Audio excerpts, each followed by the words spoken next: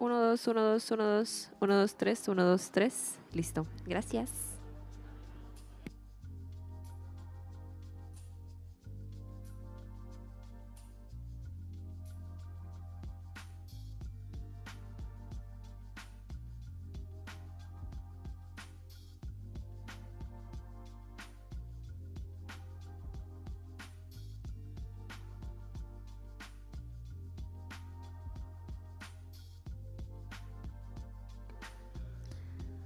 Hello, are we ready? We are getting started with our next panel for today. How are we doing in day 3 of RGV Startup Week? Oigan, ay no, qué aguados. Yo así no empiezo. Otra vez. Me voy a bajar, es en serio. A ver, vamos a hacer como que no estaba y como que no hicieron así tan apagados. We're gonna do it again because I don't know what's happening right now. Okay?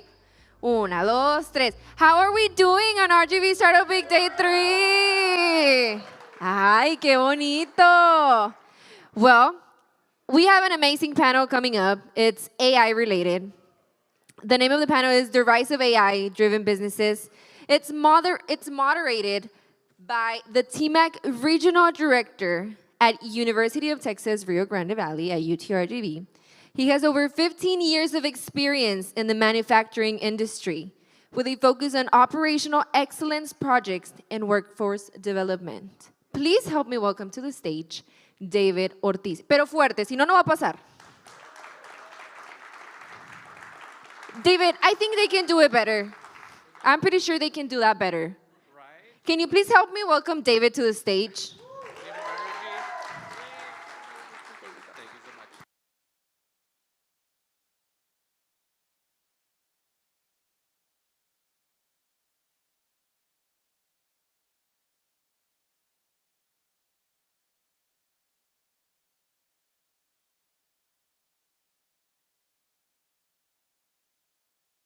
Good afternoon. How's everybody doing today? Yeah? Are we feeling the energy of Startup Week or not? Yeah? Okay, so we're going to have a good panel today. The topic of AI, of course, is very, very, very broad, right? Right now, we know that there's a lot of uncertainty also in industry as far as companies, laying off people, companies adopting AI in certain areas. Also, a lot of emerging technologies and a lot of new companies coming up because of this new technology. So we have a great set of panelists today that have done the implementation. They have lived the actual reality of AI, and we're going to be looking into good insights today. Are you all excited? Yes, great. Okay, so, and I'm going to let the panelists introduce themselves as well. We have Mr. Steve Perez. If you can come up to the stage. Let's have a round of applause to Steve. Thank you so much, Steve. Yeah. Also, Mr. Sixto San Martin coming up to stage. Hello, Sixto. And now let them introduce themselves as well. Tell us a little bit about their experience. Hello, Sixto. Thank you so much for being here. No, thank you. Thank you. Appreciate it. And then we have Mr. Christian Garcia as well. Hello, Christian. Thank you. Hello, Christian. Thank you so much. Please come over. Yeah, thank you. So a little bit about, our organization, the Texas Manufacturing Assistance Center. We help small and medium-sized companies to grow in different areas, mainly in the areas of operation, quality management systems, and in some cases, also systems applications. I'm very excited about this panel because we get to have people who have helped companies with their digital transformation, digital transition, and an AI application, which we know is not easy nowadays. I mean, we know that there's a lot of, some companies are taking a more conservative approach on how they apply it. So I think that if we live today, but knowing getting to know practical examples for small and startups, small companies and startups, practical examples, what are the risks of implementing AI, I think we can get, we can call this a success today. So I'm going to let also our panelists introduce themselves and also tell us a little bit about their organizations and what they do for startups and small industry. We can start right here with, I'll start in the middle with Steve. My name's Steve Perez, and I've been coding since 1983, so you could say I'm a legacy coder. Today I'm an AI director or orchestrator or architect. There's many titles. And my company name is the GP Systems AI that I'm co-owner with my daughter. And thank you for having us. Thank you so much, Steve. We appreciate it. Now let's have Mr. Sixto introduce himself. Sure, and thank you for setting this up and what you do. I think it's really, really important that your organization helps folks prepare for what's coming, right? So I'm originally from the Valley, worked everywhere, worked Intel, computer science background, and then I had a startup running insurance AI for a couple companies where we were able to successfully exit that, and then I do Amazon down here in the Valley, your deliveries, your last mile, the logistics, and I had a couple other small ventures along the way, and we're also sort of core workers. I teach data science at RGV in the Edinburgh campus. Thank you so much, Sixto. We appreciate it. And Christian, last but not least. Yes. Let me see. Is this on or? Okay. Can you guys hear me? Okay, you can hear me. Hello, guys. It's a pleasure to be here. I feel like I'm the youngest person here, but my name is Christian Garcia. I'm the founder of Agility, and I started this company close to almost 3 years ago. In college, I scaled it to 6 figures in 8 months in my first year, and then I raised $2 million to help expedite and expand this. I've been to many conferences in San Francisco. I'm originally from the Valley. And I'm just happy to be here and just be here all in all. And I've worked with amazing people. I've done all types of stuff for over 100 plus businesses. One of my biggest clients is a huge real estate company in Dubai, another education company in Dubai, huge creators like the School of Hard Knocks. And I'm just overall happy to be here and just give you guys some input on maybe some real life case studies and use cases that I can help you guys in your own business. It's a pleasure to be here. Thank you. Thank you so much, Chris. Let's give him a round of applause to all of them. Thank you so much. So let's start with a very, I guess, initial, very basic question. So we know that AI, it's a trendy topic right now, and it's almost like a lot of companies want to, be part of it. In some cases, there's effective implementations. In some other cases, we don't know actually what, where AI is going in terms of workforce development, in terms of, how AI is going to replace very specific jobs, right, for different industries. So first of all is, how did you get interested? How did that interest start, in use? Of course, you have a computer science background, most of you, all of you, but adopting AI, we go all the way from, basic implementations, like in operations research. The military has been doing some of these implementations since the 80s, but now when we have systems that, self-learn, and that now they can actually be trained to pretty much operate on themselves and be autonomous. Number one is, how do you adopt, the technology in your companies, and what are real-world applications that you have done in your own organizations and with clients? So we can start right here with Sixto. So I was just talking about this with a friend. Him and I founded Buckle Insurance, and what's real funny is we started this company in right before the pandemic in the year 2000, and it took us the algorithm that will rate insurance profiles off your driving record, etc. Today, that took us almost, with working with actuaries, whatever, it took us almost a year to fully test, develop, get it out to market, get invested. We did 30 million in Series A, 60 million in Series B. So we did a really good job. I think he would attest. the same exact project, the whole thing, without actuary signatures and stuff like that, would have taken a weekend, maybe a complete week if you have all the right decision makers in the room. That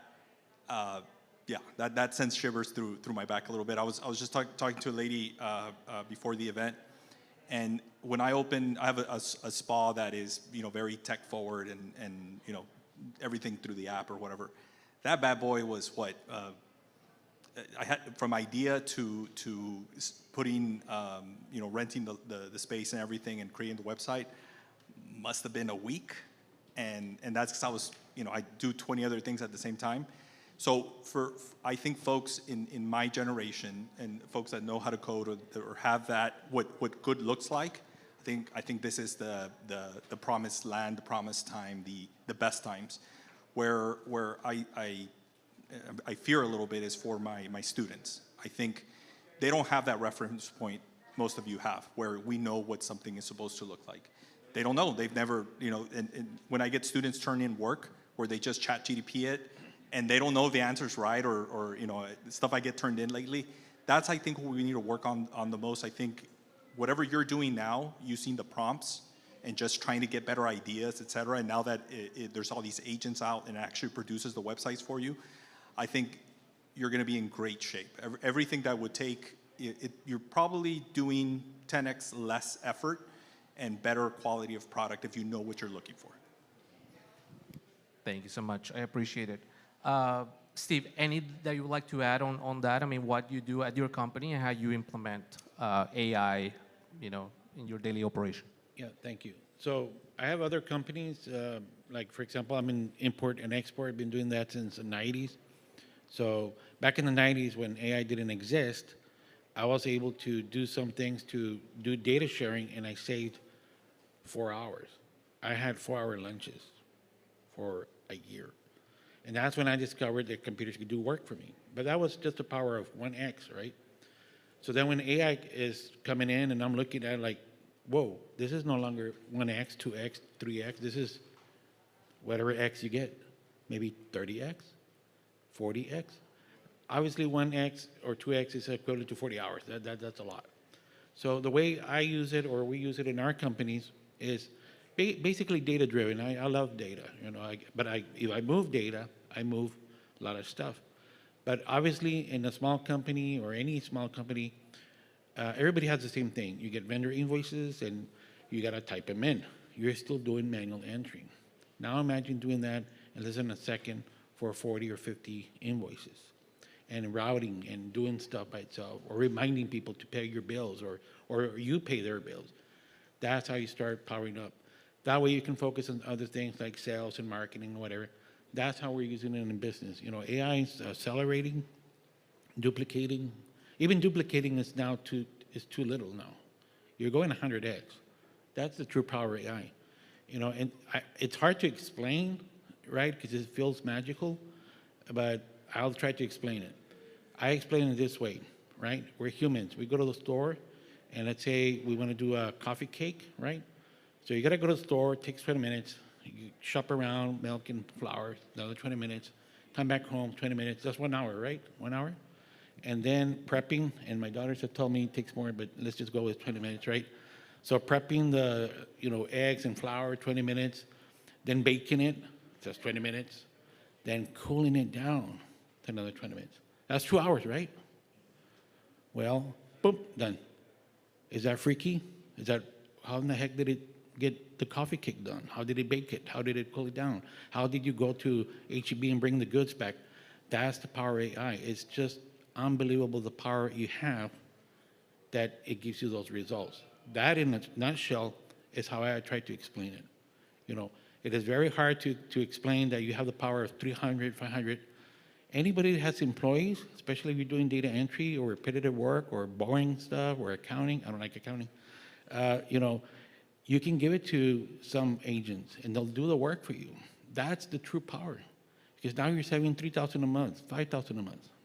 And you can focus on making $3,000, $6,000. Now you're squeezing down and you're making up. And that's another way to explain AI. That's how we use it in our brokerage, in our import and export. And we love it, I don't even code no more. I just tell them, 2 hours ago, I had a freight agent call me, Steve, I need AI to do this for me, blah, blah, blah, blah, blah, blah, and do this, and so I can check the calculations from point A to point B delivery. You just prompt it. Go do it yourself. That's how easy it is. That's version 1, because if you're using ChatGPT or Gemini, I like Gemini, but anybody can get their own AI. It just depends what you like. But if you just prompt it that way and get the results, you're already powering yourself. And that's at least helping you. But that's how I explain it. That's great. Thank you so much. I think that so far we have been hearing that, of course, artificial intelligence and agents can help us be more efficient. Also, some agents would actually be used to replace some of the operations that we do on a daily basis. Christian, based on what Sixto and Steve said, could you tell us a little bit on, what actual application, what platform or application would you recommend for startups or small businesses, knowing that, we have typically an entrepreneur that has a founder, a co-founder, they have maybe a team of 2, 3, 4 people trying to do a lot more with what they have, right? And so how can an agent help, and what specific application would you recommend? That's a great question. So as a founder, typically you're going to be spending most of your time in day-to-day tasks. As you want to scale, obviously, right? You want to scale fast. You want to be as competitive as possible toward your competitors. You're going to have to find a way to get rid of those day-to-day tasks. One of the things that we've done within our business is completely automated project management. Project management PM is completely automated. So when we set subtasks or tasks to other members, I would highly recommend something like ClickUp or ClickUp AI, because it's highly integratable into other platforms like cloud or other LLMs.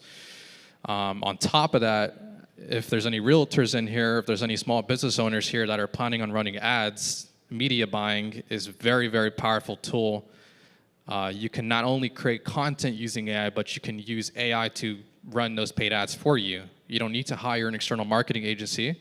You could do it yourself. You could save $3,000 to $5,000 a month, and you have automated PM as well. So now you're utilizing AI to save time and also make money while you're sleeping. The ads are going to be running, and those leads are going to be coming into your CRM or your Facebook DMs, however you have set that up, obviously. But 2 of those strategies would be, obviously, I want to make everyone here money. If you're a business owner, take advantage of it. So ads, content, and PM. PM for your team as well. That's a great example. Now, also following up on that, those recommendations, I will go to Sixto now. And Sixto, can you tell us, and let's talk more about scalability and how companies become more competitive by using technology like this. Can you tell us also a specific example of an AI application that you use in your company, and how that has changed the dynamic with your team, right?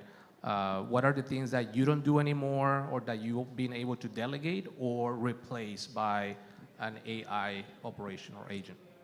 I think what a game changer for me is the prototyping, right? Because once you prove a concept, you can staff it with folks, and it works, right? Because it's already bringing you money, or it's working, or it's saving you, and it's funding itself. Back in the day, we all know we would have to hire somebody, right?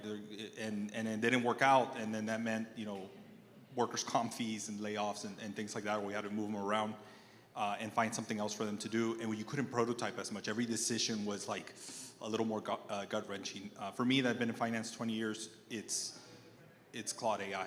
For me, Claude, the add-in for Excel, for example, I build financial models to show my team, hey, you need to be within these ratios in our delivery business, our logistics side of the house.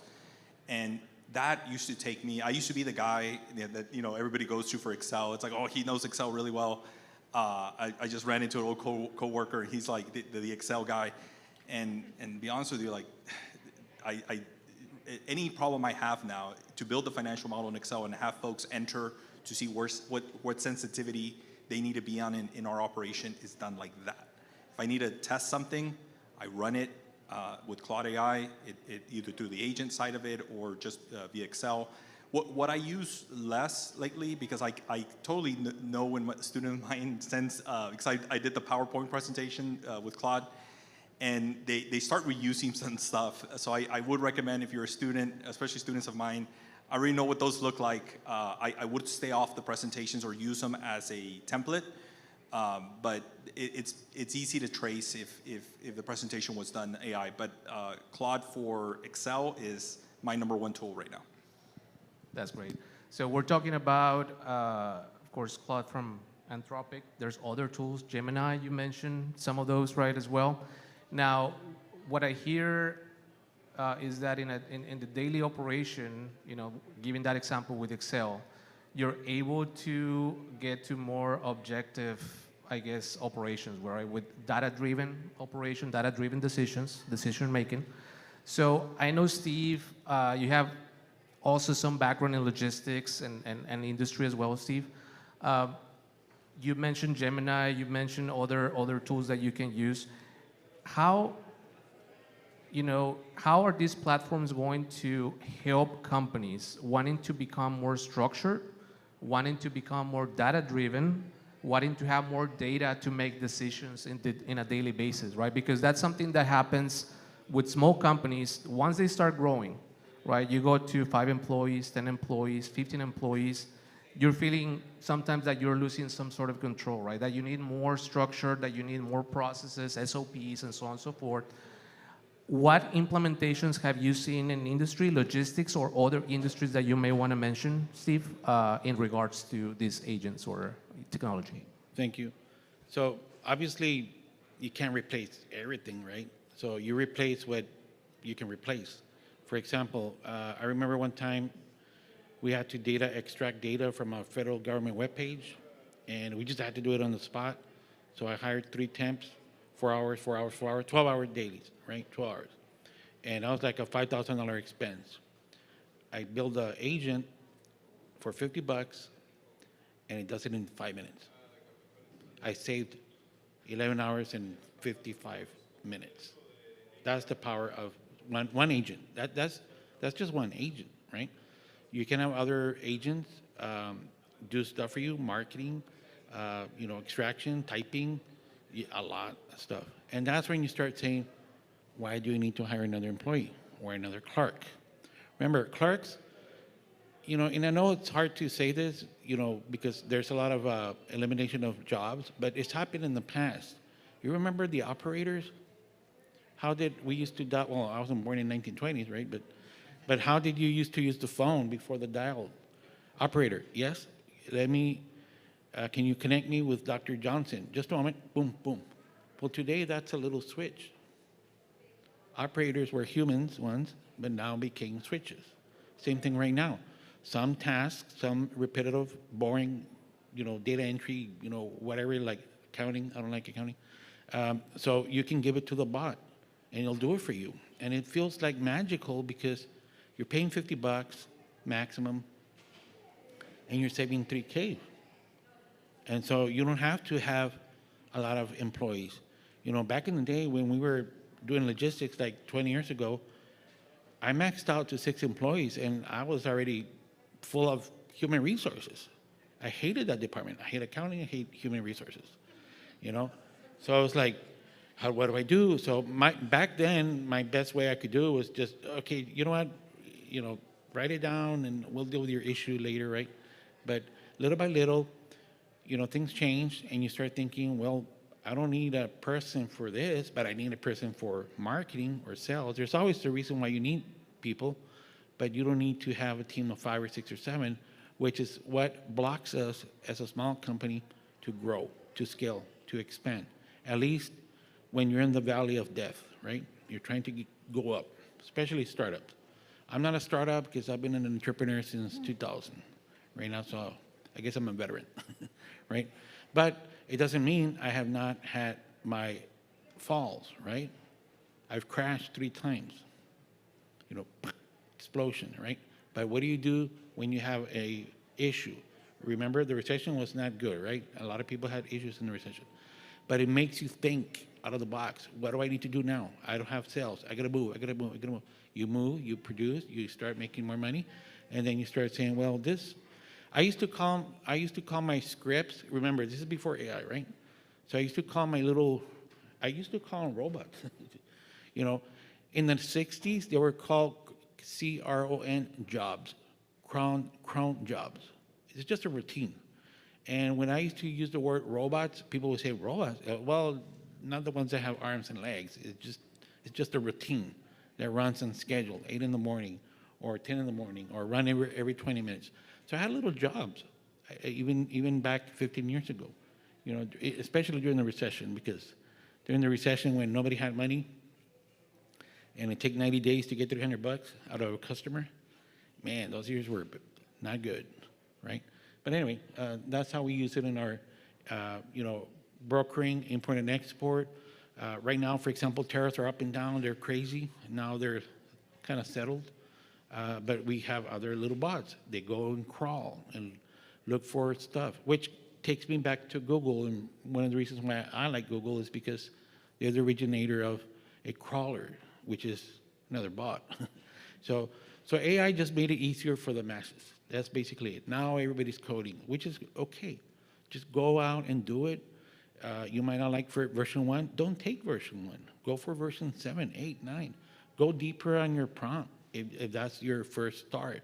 You got to go deeper. You can even use ChatGPT and grab the prompt and take it to Gemini. Hey, ChatGPT, give me these results. Can you beat them? And they'll fight each other.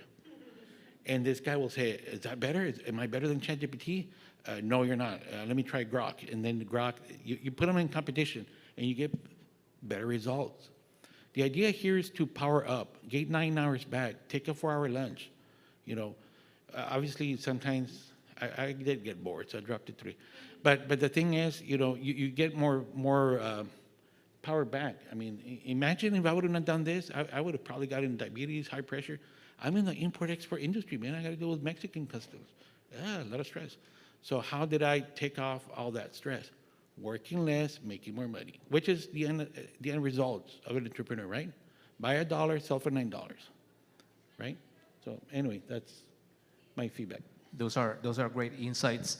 Now, knowing that I think 2026 is going to be, and it's already a year where we're seeing an exponential growth in AI tools and agents. I think the new release of ChatGPT can actually take control of some of your apps on, let's say, on Mac, right, or Windows as well, where you can actually ask them to do certain tasks. Because before is prompting, right? You would have access to just do the prompting and ask for some basic activities, basic processes. But I think now can actually take over in some of this. Now, there's a risk involved with that, right? Because now the agent or the technology has access to your information.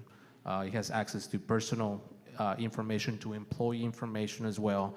So let's switch a little bit to risks and reality check, right, for the AI use.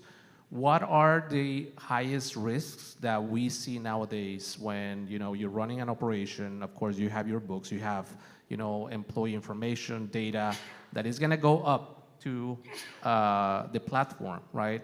What are the things that startups and business owners should be aware of in terms of the risk of using technology like this? And we can start with Christian on this one. Okay. Yes, I would say one of the biggest key things for any startup or any small business is obviously data compliance, ensuring that your data is compliant for whatever industry you're in. We've built many solutions, HIPAA, SOC 2 compliant. You want to be using those softwares that are able to handle that personal information, because if you're using some random LLM and you're handling medical care, medical billing information, not only is that going to affect you in the long run, but that is something you don't want to do. You're going to get audited. You're going to have a lot of compliance errors and issues within your business model. You want to get in the feeling of doing things the right way and starting to kind of get a bit uncomfortable, but also comfortable with changing things in your everyday business and finding ways to keep your data compliance. We see MCP applications like CloudBot, where they're technically it's considering now an operating system, right? Where it controls your computer now, right? And we're seeing these cases where people are not setting in the correct guardrails, and there's issues where it automatically charges someone's card because they set it up like that, right? We're having people that are not really familiar with exactly what they're doing, and it's okay. I mean, we're all learning every day, right? But if you get in the feeling of getting used to what is new, and I think you'll have a better understanding of how to keep your data compliant for any small business. So compliance is one thing, right? And I think there's a lot of platforms for cybersecurity as well, different certifications like CMMC and some other, I guess, standards to follow once the company starts growing. On that end, Sixto, is there any recommendations for business owners that you would that you would like to talk about in terms of give us maybe the top 3 or top 5 best practices when it comes to compliance or cyber security in terms of data sharing with these platforms? Well, I really like what the comment you said on SOPs. I think it starts with good process, right? I would review all my contracts with all my vendors. If you have a contract that you're fulfilling, I have a contract with Amazon, so I go and I make sure that my SOPs match both safety and try to exceed whatever contract specifications are. So contract is where I would argue that starting point. So go in there, send an agent and say, give me the major stipulations that I can improve via processes and SOPs to be compliant with this contract. Especially if it's one of your customers and they ask to do it a certain way. What that would do is it will create some outlines for you to work with your team. I would then discuss those outlines with my team and say, hey, for example, I'm huge on safety, right? We have to be huge on safety, try to avoid lawsuits, litigation, things like that. So what are these thresholds that we need to be under in order to improve our safety? If we go back and we look if we've had accidents or if we've had events, safety events, what led to them? And you can actually go and let's say I have a case where I'm not compliant on something. I can go back and look at that non-compliance and have the agent go back and check for any sources that are correlated with that non-compliance. There was an early warning, there was a canary in the coal mine for me to know about that. So big one, whether if you work somewhere and you want to be an entrepreneur, go after the contracts. I mean, read Barry Diller's book, the guy who founded Fox Network and The Simpsons and 20th Century Fox and Ticketmaster and all them. He worked in the contracts office, and a lot of entrepreneurs try to go after retail customers where 20, 30 other businesses within that same geolocation are fighting for that same customer, that same marketing dollar. Go after your business-to-business issues. Like if you think you can do it better than one of your vendors, then start branching into that area. Find some areas where you have likeness to that area. If I own a logistics business, then I'm gonna expand into a repair shop, and I'm gonna just do it way better, right? Because that way I can attract other fleet companies like myself. And if I couldn't emphasize enough to have those SOPs and those process flows ready to go. Because if you have them and you do get audited or you do have a compliance issue, you can refer back to them. That's a great answer. Thank you so much, Sixto. And those go back to also certain standards already established by industry, right? I mean, you can have your internal SOPs, but in some cases you have other agencies regulating the way you manage data, right? Like, for example, if you have a government contract, in some cases you have an ITAR registration to be able to work with DoD contracts. That's one example. I think Christian touched on the healthcare industry, right? I mean, if you breach data from patient, that's a HIPAA violation already, right? So I think we just gotta be careful how we use the data. Steve, on that same line, is there any final thoughts in terms of risk and all the actions that, aside from, in this case, regulation, in terms of SOPs, anything else that you would like to add and recommend for startups and the companies here? Yeah. So data privacy. And why feed the systems in the cloud? You know, once you feed ChatGPT, they can use all that information. In fact, there was a lawyer that got some type of a fine, whatever, and it was because he fed the contracts to the LLMs. So I like private LLMs. You can download, it's not the fastest, but remember, they work for $50 a month, right? So you can download a version of LLM like Gemma from Gemini, and then you put a workflow and all the nice stuff, and it works for you for $50 a month or whatever, plus hosting, you know, and you keep it private. And then you feed whatever you need to feed it, and it gives you the results of whatever results you have to do, and you have to worry too much about HIPAA or other SOPs or whatever, because it's all private, especially for, you know, different types of industries, right? I'm in the logistics industry, so I gotta have to worry with a lot of regulations, so I don't like sharing, right? You know, we keep it private. That's one way. And the second way is, you know, for example, here at BCIC, maybe you guys don't know, but there is a data center on the second floor. You know, I don't know if you knew that. And that's something that hopefully, and it's being developed, finished with the certifications and SOC and ISO 27001 and all the nice stuff. But you can actually, the way I understand it, you can lease space, put your little LLM there, and now you have access to your own private LLM. That way you don't have to do it at home either, right? You know, or your office, because, you know, obviously you have other issues. Because here in this building, you have like 4 doors. You have the main door, the second door, the third door, and then the data center door. That's pretty good security, if you ask me. So again, back to data privacy is what I'm pushing, right? That's great. So we just heard about compliance, data privacy, and also, you know, having some internal procedures and SOPs. What we're going to do now, we learned a lot today. I would say I'm taking some lessons from our conversation. So in terms of actual application, we heard about some, you know, kind of like short-term applications that we can have. We talked about, you know, how that can, you know, AI can help us in the efficiency of the everyday operation as well, and of course data compliance and the risks involved. So right now, do we have 5 more minutes or like, yes? Okay, so should we open it up for questions right now? So 2 or 3 questions? Okay, so we have, of course, we had a good conversation in those areas. Anything else? Any questions from you all in terms of actual implementation or application? Okay, sounds good. I think there's a question in the back over there.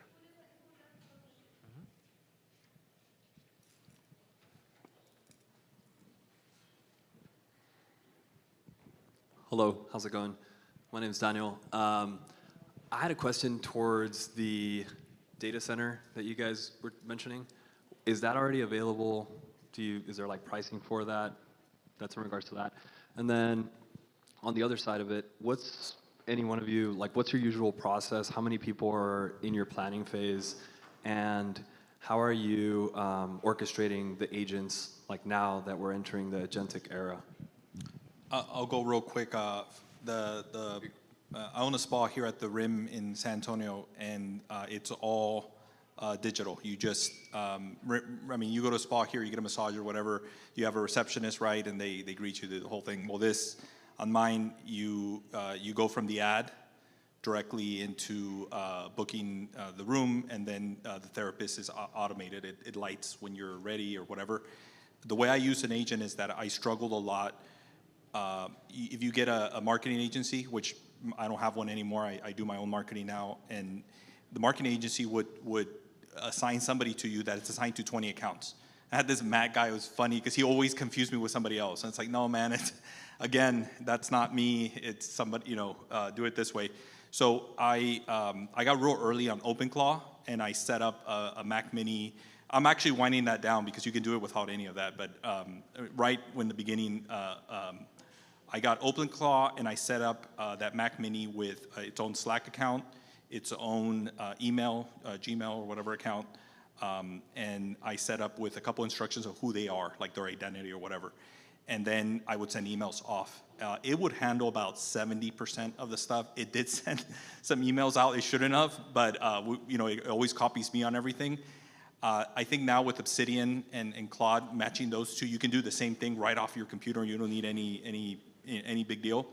Where it is getting a little iffy for me is that even if you put a budget for the ad spend, it doesn't have that human touch to know when ads are supposed. It auto generates the ads, so that my only thing there is that it doesn't have a good system for letting you preview ads before they go post. And I live off those ads. Like there's nobody out there selling. If I don't get those ads turn directly into sales. So what it does, it goes to your return on ad, and it says this ad worked really well, but it doesn't know up to what threshold you have to fund that.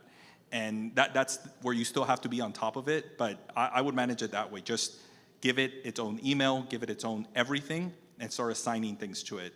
And I think there was also a question on how big the size of if you have no reference point of what you do. So I'm 43, I kind of know what stuff looks like now. I've had a lot of mileage on me on businesses, and I had a large corporate career. If I know exactly what it looks like, I don't need anybody. Like I just kind of, I don't need to bounce it off with anybody. But if I don't have a point of reference, and you're going into a new field, definitely have that deeper conversation, like Steve said, a little deeper with AI, and then bounce it off an industry expert that can kind of make sense of it. Because the AI, it doesn't care about your money. I've noticed it lately. But what do you guys think? I normally say be careful. It's like an 18-year-old with a credit card, right? But it's growing. It's becoming 22, 24. It's becoming more intelligent. But to your question on the data center and the second floor, it's still not available, but I think we can fit 50,000 agents in there. So that's a lot of digital power, right? And on top of that, and I'm going to quote the Chief Information Officer of the City of Brownsville, Jorge Cardenas. The city invested in a fiber optic rings. Do you guys know about that? That's almost $100 million. And here in eBridge, we have data speeds on that data center, 2 gigabytes down, 2 gigabytes up. If you pay a little bit more, you can have 5 gigabytes down, 5 gigabytes up. If you pay a little bit more, you'll have 50 gigabytes. You can see where I'm getting at. We have a powerhouse in our city here with the fiber optics for home use, of course, but for business, eBridge. That's awesome. Nobody could have predicted this in the 80s and the 90s. I mean, I went to TS. No, we couldn't. I went to Texas Southwest College, so I wanted to plug that in, right? Forgot about that. And when I was going through computer courses, I was complaining, man. They were teaching us COBOL, RPG. What the heck? That's stuff from the 60s. So you have to stay on top of tech. You got to just be watching YouTube, self-learn, but execute. Play with it. Try it. We all learned how to ride a bike, didn't we? And in the beginning, were you an expert? No. So that's version 1. Ouch. Get up. Version 2, I'm rolling. Version 3, I'm balancing. Version 4, I'm riding. Version 5, I'm going 2 miles per hour. You get the picture, right? You have to keep iterating. Do not be happy with version 1. Anything you do, prompting, agents, multi-agents, and, control your computer. That technology has existed since the beginning of time. Well, computer time. I used to use what's called RPA, which is robotic processing automation. That's the robot, And people would get freaked out. Oh, you're controlling the computer. No, it's the robot. What do you mean? That's programming the computer, but you control the computer. But if you allowed some other cloud masters to control your computer, ooh, be careful. That's the reason why I'm after private LLM. We need to control the computers, not the computers control us. That's just my input. Thank you so much, Steve. And something I think just along those lines that we have seen also with our companies is that companies are thinking of AI, the larger ones, right? Thinking of AI in terms of the systematic implementation as well, right? It's not just adopting the technology, but that's kind of how that's going to help the overall productivity, right, and operations as well. Like it needs to make sense on where to be applied.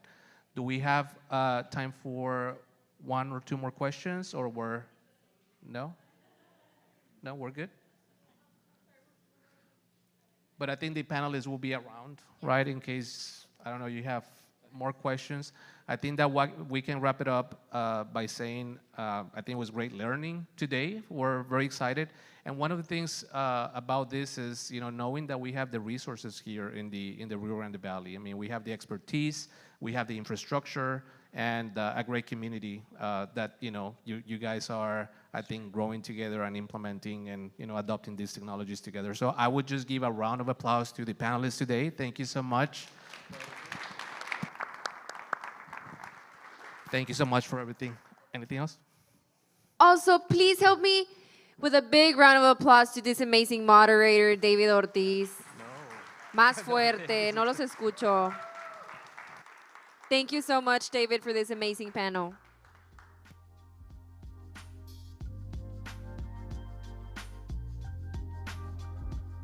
Now we're going to take a quick group picture with our 3 panelists and our moderator.